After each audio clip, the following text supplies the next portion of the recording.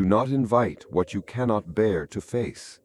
Do not drown yourself in noise to escape the quiet.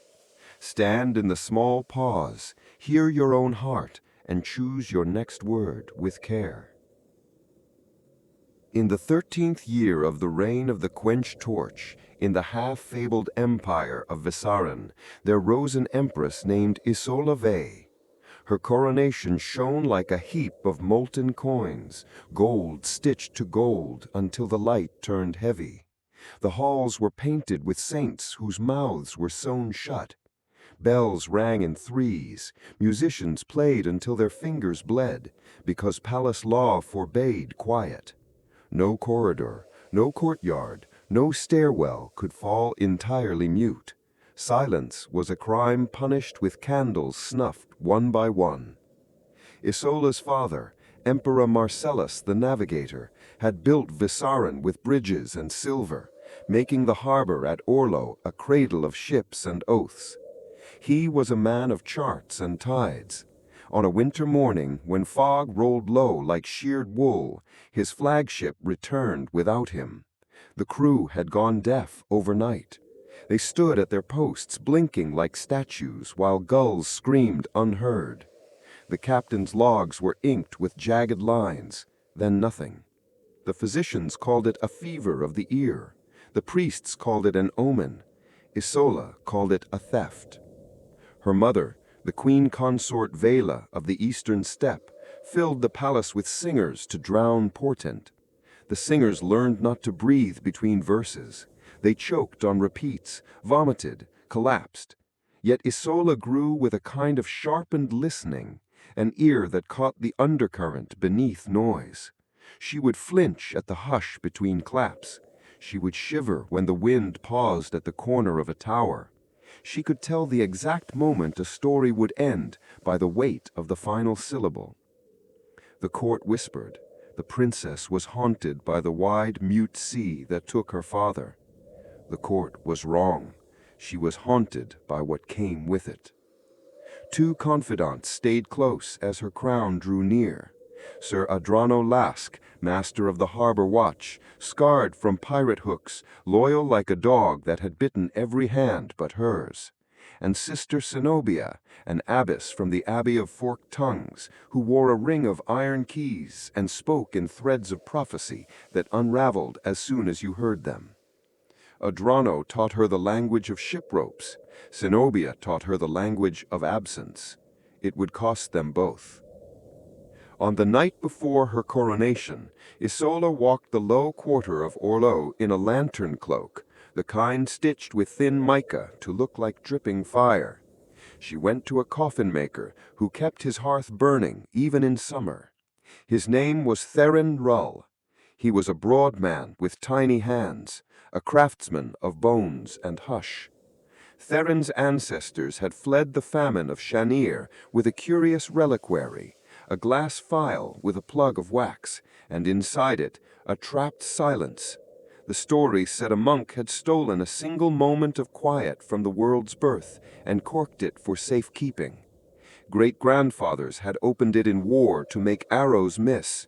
Great-grandmothers had opened it in childbirth to calm storms inside bodies. Each time, a fraction of quiet slipped out, and world sound returned changed, thinner in places, thicker in others. Theron brought a coffin to his workbench and ran his tiny hands along its bevels. He told the veiled princess, eyes never lifting to her hood, "Not death, a companion. Lay your fear inside. It will lie still for a while." He fashioned for her a coffin of alder wood, banded with silver drawn through river silt for a dull sheen. He inlaid the lid with mother of pearl in a pattern of wave crests interrupted by straight black lines. The lines were pauses. When the lid closed, a small patient breath escaped the seams, as if the box itself exhaled. He said, "It's a mute breath, a gift my family carries. Keep it near, and you will hear the shape of what haunts you." Isola bought it in coin and in favor. She told him her true name. Only Adrano and Cenobia knew it, and now Theron. Deals with names are stitches. Some hold fast, some tear. The coffin rode in a black lacquered carriage up to the basalt palace, and from that night onward it slept beside her, half a hand away, so close she could press her palm and feel the silence breathe back. Her coronation feast was a machine of noise, drums, horns, cups struck with spoons. A dozen minstrels staggered through arpeggios until the notes tangled like fishnets. Children clapped in relay so the clap would travel and never stop. Butter hissed on spit meat, spilled wine pattered like low rain. Even the candles crackled as if they were fields of grain set to small controlled fire. Isola rose in salmon brocade. Her hair, dark as the river's mouth after storm, was braided with gold thread. She raised a goblet and said the words expected of an empress to be: prosperity, vigilance, mercy. Then she broke custom in a quiet that sliced the room. She asked, "What if we heard who is waiting in the stillness?" Sister Cenobia touched her iron keys. They chimed 3 times. Adrano, watching from the pillars, felt a tremor shudder through his jaw. At the 7th course, someone opened a window. The sea exhaled fog into the hall. Torches guttered, notes blunted. The vast hum of flattery, cutlery, gossip, and greed thinned like hair under a monk's blade. The pause came down, a white snowfall you can't see, only feel. The Empress did not wait for panic. She lifted her goblet and walked to the coffin that had been carried in beneath a veil like a bridal thing. She removed the veil. The hall saw what slept by her bed. A gasp drew in, became a shapeless thirst, and stopped. The silence had swallowed it. Isola set her palm on the lid. The mother of pearl gleamed like scales. "Father, if you were taken into the silence, return by it." Then she cracked the coffin just an inch. What seeped from the seam was not mist, it was not air, it was a density that pooled at feet and rose in slow, attentive waves. People clutched their ears and heard nothing. They looked at their mouths and saw nothing. The strings on the viols moved while the bows did not. A page boy dropped a tray. The crashing of gold plates was a silent flash. No sound reached the mind. Out of that pale press of hush came a shape that wasn't shape, a suggestion of shoulders, the curve of an old navigational astrolabe, a ringed crown. The room understood without hearing that the absence was him, Emperor Marcellus, not in flesh, not in mist, but in the negative space around light. Isola's eyes filled with reflections of candelabra. She put her forehead to the coffin's lip. "I will bring you out," she breathed. No one heard it, but the promise conditioned the air. The absence did not extend a hand, for it had none. It leaned over the banquet like a tide, leaving behind what it broke. It touched the torches. They died like sighs. It palmed the harp strings. They slackened. It found Sister Cenobia's iron keys, and they shook as if rattled by a wind inside a cave. Adrano plunged forward, sword drawn, in a room where a shout would never come. He faced a thing that, if he struck it, made his blade feel like memory, present and fading. Then the window slammed shut by itself. The noise resumed all at once, like a heart restarting after drowning. In that avalanche of sound, the absence collapsed back into the coffin's rim and vanished. No one cried. Then everyone cried. Laughter turned to screaming, turned to prayer, turned to the throat's old animal noise. The Empress stood still, and she did not tremble. She knew now. The coffin was not a ward, it was a door. From that banquet, the Empire learned to throng. Streets buzzed, markets sang numbers, the docks beat with hammers timed so they overlapped. Official temple drummers kept a constant phrase at every hour. Fishers were fined if a net hit wood without a chant. Babies were cooed at relentlessly. Silence could not creep in if sound was high and relentless. Isola did not trust crowds to keep silence out. She slept with the coffin closer. She read at night by the coffin's faint cold. She learned its seams. A hairline crack in the right corner clicked if humidity rose. The silver band on the left warmed when the moon was full. Once, in late winter, frost made the lid whisper as it expanded, like small joints being flexed. She placed both hands on the lid and felt the other side apply equal pressure from a place with no texture at all. Adrano begged her to bury it under iron. "The dead come in shapes that flatter us. Your father loved you. That does not mean this thing is him." She dismissed him from her bedchamber, but asked him to double the night watch. Two things can be true at once: love and error, fear and purpose. Sister Cenobia thumbed through parchment in the Talus library. The scrolls discolor at the edges where monks breathe on them century on century. She found an account from the early domain of the Salt Kings. It spoke of a woman called Keta of Ron, who calmed her son's seizures by stopping all sound in their house for 7 days. On the 7th night, her son went still forever. On the 8th morning, a bird song in her courtyard raised him, but he stared at the bird and wept because he understood the cost. The silence had taken something in exchange, and now he heard too much. He walked into the sea and kept walking. Keta became queen. She slept beside a basket woven with reeds in which the sea made no noise. Her kingdom kept the roads busy and the bells high. They called that rule the era of tides without lull.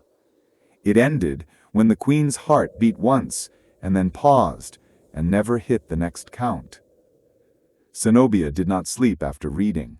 She went to Isola with her iron keys and her prophecy threads. "You are courting an interval, Majesty. Intervals devour. To love a pause is to end with a dash." Isola listened until the abbot's breath ran short. Then she told her friend to help her or stop naming dangers. Cenobia gripped her keys and chose. They devised a ritual of interruptions. Isola would spend 7 nights in sequence, opening the coffin a fraction wider, then wider again, and then closing it while the city made a racket so constant that the absence that touched them would shape itself to her alone, like a stone channeled to water through persistent cutting. In the corridors, servants set metronomes shaped like falcons with wings that ticked. Musicians played interlocking circles of notes that never matched on the same beat twice. Bakers in the kitchen slammed bread on tables in patterns that spelled her father's name in a code Adrano brought from ships. The code was known as mariner's cant. The palace became a hive of careful noise. The Empress's ears learned every moving part. She heard a ladle slip. She heard a verse break. If any piece dropped out, she flinched like a doe. The first night, the coffin's interior breathed like a cat dozing. The second, like bellows feeding coals. The third, like a man asleep on his front, mouth open, catching smaller breaths than needed. By the fourth, the breath was none of these. It was rhythmic absence, the pattern of something listening to her count seconds on her tongue. By the fifth, the walls of the palace dreamed devotions. Between nights 4 and 5, a ship drifted into Orlo harbor, flags cut away, ropes stiff with salt, lanterns unlit. It sailed without sound. The hull did not gurgle. The rudder did not whine. The gulls avoided it and keened together in a ragged line along the fort. The harbor watch waved signal flags and heard their fabric make no flap. Adrano went out in a skiff with 4 rowers who grunted and heard nothing from their own throats. They boarded the silent ship with grapples that struck the deck, no clang. Below the deck, hammocks swung. In one of them lay Theron Rule, the coffin-maker, pupils dilated, lips cracked. He had left his shop to consult an old chart he kept in a sailor's box. The chart had belonged to his ancestor, the monk thief who bottled the newborn quiet. Theron had opened the chart and found a map not of seas, but of pauses. Known still fields, dead groves, low bays where sound died at dusk, plazas where painted mouths never spoke. He took a boat to find the longest of them off Orlo's cliffs. The longest found him first. Adrano shook him until the coffin-maker's eyes focused. Theron grabbed Adrano's collar. His tiny hands were strong. He croaked into Adrano's armory of silence-stunned ear. "It knows her, the thing you keep out with drums. It knows the spaces where she is thin, the places inside her where sound never reached." They dragged him ashore while his own breath arrived late, each inhale half a moment after his chest rose. Terran clawed toward a post and scratched a figure into it. A crown laid sideways, like it had rolled, a circle around it broken in one place. Adrano recognized the break. It matched a flaw in the coffin's mother of pearl, a flaw Isola had kissed with her fingertip every night, like a rosary bead. Adrano ran. He ran past vendors shouting, past dogs barking, past temple drums, past the palace gate where guards sang a crude song off-key just to fill the air. He ran through corridors that hummed like hives, past maids tapping hairpins on trays, and into the Empress's chamber, where the coffin stood open, as wide as an emperor's breath. Isola turned. Silence wrapped his name so tight his mouth forgot it. She showed him her hand. The lines on her palm were black with ink. A ritual had been written on skin by Sister Cenobia. 7 verbs to bind a pause. The last verb, shackle, had not been written yet. "Don't," Adrano mouthed. She smiled a little, girl again, fierce. "When I was small," he lips-shaped, "he would sit with me by the salt mill and count how long each wheel took. He said speed meant nothing without the minute. I know the minute. It's the enemy I can name. I can own it." Behind her, the dark inside the coffin moved like watered silk. Adrano stepped between it and her. He drew his sword and felt its edge thinning, as if each atom of steel wanted to become a gap between atoms, a strip of pure knot. Then the candles died like grains of sugar dissolving, each one hissing in his head without sound. He understood in a late, jagged way that the human body hears its own bones with something other than ears, and that thing was afraid. Cenobia ran in with her iron keys and flung them into the coffin. They vanished as if dropped into snow. The silence tasted iron and learned it. It became heavier. The room folded in one corner. The fold wasn't visible. It was a pressure that made Adrano's ribs squeal against one another. He reached for Isola, and the world jerked him sideways. Between them, something like a hand interceded. It was not a hand. It was a lack in the shape of intercession. He saw Isola move her lips again. Possibly she said, "Forgive me." Possibly she said, "Wait for the next word." The next word did not arrive. Dawn over Orlo arrived late that day. Boats waited at the line where dawn should split night. Priests rubbed their own throats raw, keeping the temple chant. Children clapped until they sobbed.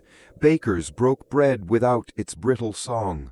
The city doubled its noise and tripled it and beat it high until the air itself felt bruised. Inside the Beside Palace, the Empress prepared the 7th night's ceremony.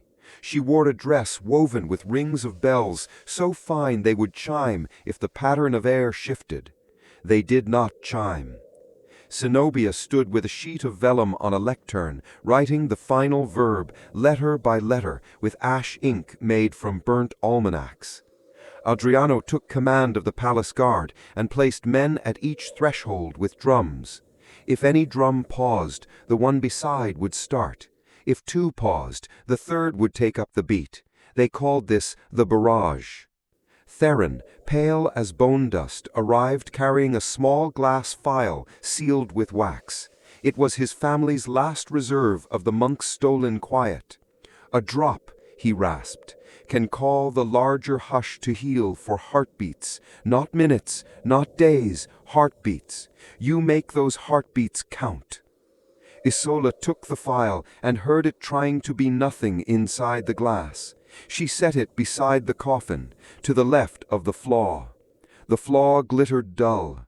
She framed the crack with thumb and forefinger, thinking of a father's hand heavy on a child's shoulder, a weight that means you are home.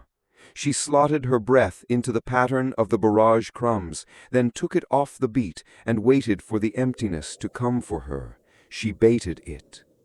Cenobia began to recite the earlier verbs, the ones meant to define the shape of the unshape. Name, measure, invite, limit, mirror, knot. The seventh would be shackle, words meant to tie a thing that does not know rope. The coffin breathed. The file trembled on the stone. The bells in Isola's dress stayed still. She closed her eyes and stepped 1 foot into the coffin, as if into bathwater. The air inside was a skin that parted and clung and pulled. Her ankle vanished up to the bone. Adrano lunged and grabbed her wrist. His hand closed on her like a cuff. She felt the beat there, the one he couldn't hear, the one all bodies keep. For a moment that beat knitted a bridge between them. "Now," Theron mouthed. Cenobia lifted the ash pen and wrote the first curl of the S in shackle. The ink froze on the quill. The soundless thing in the coffin leaned so close that it erased the stopping of ink and the moving of hands. It reached for the vowel like a kiss. Isola snapped the file on the flaw. Silence rushed her mouth like cold. It filled her like flooded rooms. It touched the city in a ringing, terrible pause and held for 5 heartbeats. In that hold, the ghost of Emperor Marcellus rose clean and perfect around the edges, all trace wind and outline. His face was not in features, but in the framed emptiness where features would be. He bowed to his daughter with the formality of a man made of rules. He opened his arm as if to invite her into a one-armed harbor. Isola stepped deeper. Adriano's grip tore skin. His blood made a small sound inside his own body, and he knew it because pain can be sound. Cenobia, who used to recite names like threads, saw in the hush a skein of paths. In one, Isola drowned in never sound. In another, the hush ate the drums and the city went still like a shut eye. In a third, a small cruelty saved many. She moved. She did not finish shackle on the vellum. She took the ash ink and wrote it on Isola's wrist, where the word would bind flesh to pause. The ink sank into skin. The levers burned without flame. The bells on the dress chimed once, the faintest silver. The hush flinched. It had learned iron from the keys. Now it learned the pain of names written on living meat. It pulled. It let go. It pulled again. It let go forever. Isola, balanced between a father-shaped lack and a friend's living script, made the choice that did not appear in Cenobia's skein. She leaned not toward absence or back toward the chamber. She leaned sideways, toward the coffin's lid. She pulled the lid hard. It came down. It shut on her forearm. The crack bit. The mother-of-pearl sang a dry, faint tone and went black where it struck bone. The hush inside slammed into the closed wood, and in slamming it sent a pressure wave through the palace so sharp that the metronomes exploded, the drums burst, and 100 candles fell like muted stars. It washed over the city, and every gull on the fort wall fell from its perch and hit the water without splash. 5 heartbeats later, sound fell back to earth and broke into 1,000 pieces. Isola lifted the lid. Her arm bled in 2 narrow lines where the flaw had gripped her. She had taken the coffin's bite and the realm's pause in trade. She said clear into the returning cacophony, "Do not open it again. The 7th verb is not shackle, it is starve." The barrage continued for a season, then 2. Drummers lost their hearing and kept beating by reading the movement of other hands. The city raised birds that sang overnight. Bakers kept mills running with stones, even when there was no grain to grind. Markets layered calls on calls and sold silence-eaten goods. Ropes that would not creak, glass that would not clink. The quiet had licked everything once. It left its gloss. Isola's wound turned into 2 pale ridges. Across her wrist, a faint shadow of Cenobia's letters. The ash ink sunk into a scar. The word was incomplete. An ache lived in the missing stroke. Some nights, when thunder gathered at the edges of the sea, she sat on the bed and put her forearm along the coffin's lid and let the ache talk. It told her very little, and that was, sometimes, a relief. Adrano remained her blade and her harbor.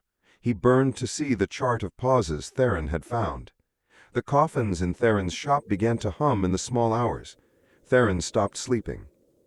One morning, he nailed his front door shut from inside and left a note under it that said, "I opened the wax, forgive me."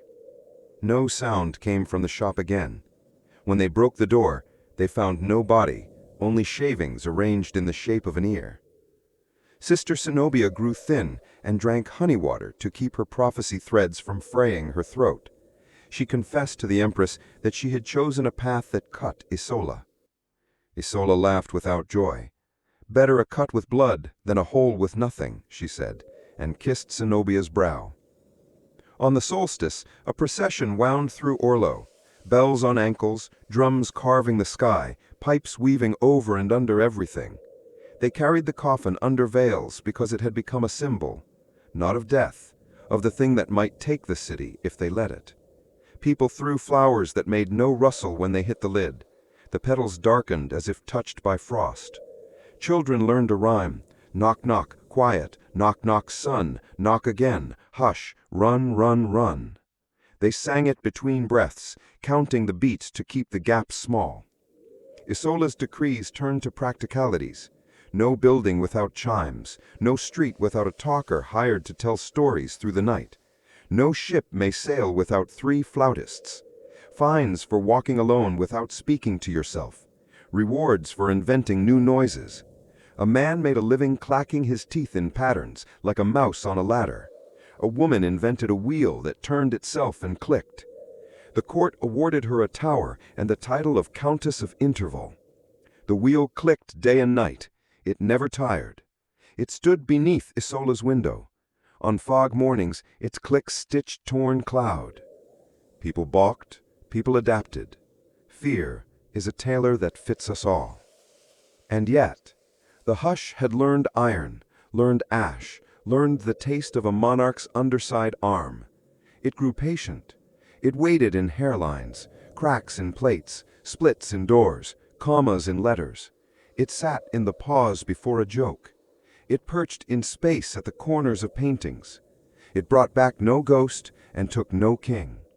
It starved while something else in the city starved beside it. Some said it was mercy. Others said it was the wait before a fall. Trouble found them without fanfare. It chose a small hinge. On a February night when crows should have spoken like broken black bells from the palace linden grove, not one called. The grove stood black and sleek. The wind undercut the linden leaves and went thin as glass. The Countess of Interval's wheel stopped. No click. The drumline sputtered. Sleep weighed on Orlo like a velvet cloak with a wet hem. The tidal river held its breath at the bar. Isola awoke to a world that was not quiet, but was preparing to be. She slid her feet into slippers. She faced the coffin. It waited. For years, it had been a line drawn at her side, a sleeping dog with a second history. She placed her hand on it and counted. 1, 2, 3, 4. No fifth sound of anything outside. Adrano burst into her chamber with his sword, and no idea how loud his bootfalls were. Sister Cenobia came with him, clutching nothing now, no keys, no ink, only an empty palm. It's here in unisons, not one whole majesty, many, linking, linking. It can't be starved if it eats in small bites everywhere at once. The Empress was not a woman who blinked at storms. She was a woman who robbed storms of their next gust by being quicker on the inhale. She rolled her bed to brace the chamber door. She dragged the wheel from the window and leaned it against the coffin. She whispered to the only thing she had slept beside for a decade. "We end this, you and I." Adrano begged. Cenobia warned. Theron was not there to add his small hands to the pleading. The city below hummed with shutters being barred and bells ringing in fits and starts. They lost the rhythm. The hush likes a lost rhythm. Isola did not open the coffin. She turned the coffin upright. She latched the silver bands, and in doing so closed air around the trapped hush like a squeezed lung. Then she unsheathed the dagger she had never used except to prune roses. She cut her own palm. Blood ran into the mother of pearl. It blackened. She squeezed harder and painted the flaw through. She finished the final stroke of the letter that had never been finished on her wrist. Shackle. The word lived entirely now, not on vellum, not in air, but in meat and in lid. She picked up the coffin in both arms. Adrano stepped to take the weight. She shook her head once. He stepped back. Men who have loved kings and queens understand when the act must be one pair of hands. They walked not to the cliff, but to the basilica. Marble lions guarded the doors. Inside, monks beat drums with soft mallets and tore their palms on prayer beads. She set the coffin at the center, where the floor was inlaid with a compass rose made of jasper. North bled into east, east into south, south into west. A map with no speech. She lay atop the coffin face down, her cheek on the lid. She pressed her mouth to the flaw. She kissed the silence that had inhaled her father, and touched her nights, and sucked at her chambers, and kept her alive by fear. Then she spoke into it the only word that had never been said in Veszaryn since the reign of the quenched torch began. Enough. The hush recognized the word because it lives alongside it. Enough is the sound that closes a mouth that wants more. It hit her back. It hit the basilica. It hit the city. The crows in the linden grove all at once filled their throats with black sound and burst like fistfuls of ash into the air. The countess's wheel shuddered and resumed, the click a miracle. The drumlines found the beat. The harbor gurgled, the river exhaled, the pause that had linked and linked and linked unlinked and slid, not back into the coffin, but away into the sea's low trench where whales sing and no one hears. Isola rolled off the coffin. The lid was hot. Her palm blistered where the letter burned through. She was white now. People swore they saw her mouth move without a sound, and the bones hear it. She stood, she walked outside. Outside, every crow called. It was cacophony. It was relief. It was a poor, rattling music compared to a father's voice held in a gap of the world. She cried, and it made a sound. The empire slept that night without drums, the first honest sleep since her reign began. After the night without crows, the empress changed the law. Drums became art again instead of barricades. Markets could quiet at noon. Children were told hush without the blood thinking the word was a curse. The basilica wrapped the coffin in linen like a reliquary and gave it to her for private keeping. She put it beside her bed where it had always belonged. Habit is a sort of prayer. Adrano married a woman who sang poorly and perfectly. They had a son who liked to sit in quiet to hear cicadas. Sister Cenobia retired to a tower where she kept the tide table and wrote recipes no one cooked. Theron's shop remained sealed. People left bread at his doorstep that never mildewed and never crunched. Isola aged. Lines came like tidy stitches at the corners of her eyes. Her hair wrinkled with gray as if frost had placed a fine cloth there at dawn, and it never quite melted. She kept the coffin close, because some loves you cannot set at the end of the bed. They must sleep in reach. She no longer feared the pause between claps. She feared something cleaner, the emptiness that comes when we fill every space with noise to avoid meeting ourselves. She listened to nights. She heard mice in the wall. She heard her own blood. She heard once, in late summer, a sound like the 1,000-mile-away crack of ice shifting. She smiled. The world rearranges in grand silences. When she died, because courts are not fairy tales even when they pretend, she was neither young nor old enough to cheat anyone's expectation. She died with the coffin beside her bed, her palm on the lid, a blistered scar across her hand and the faint shape of a letter underneath. Adrano stood by her. Cenobia arrived too late and touched the sheet. Church bells rang with their own voices, not to hold a thing back, but to say something had passed. Her body went to the basilica.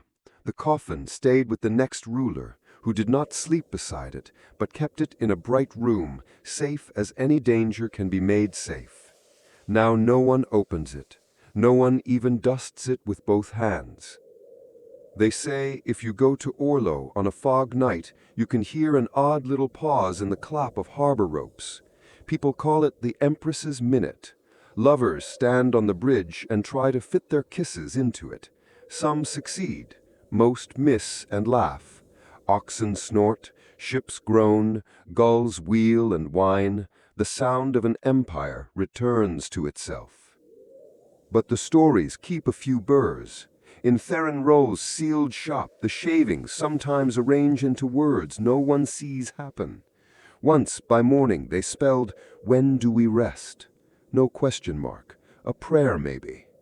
At the Abbey of Forked Tongues, a bell that fell from its tower during a storm never rings. Monks hold it to their chests and feel it vibrate with sermons no one hears.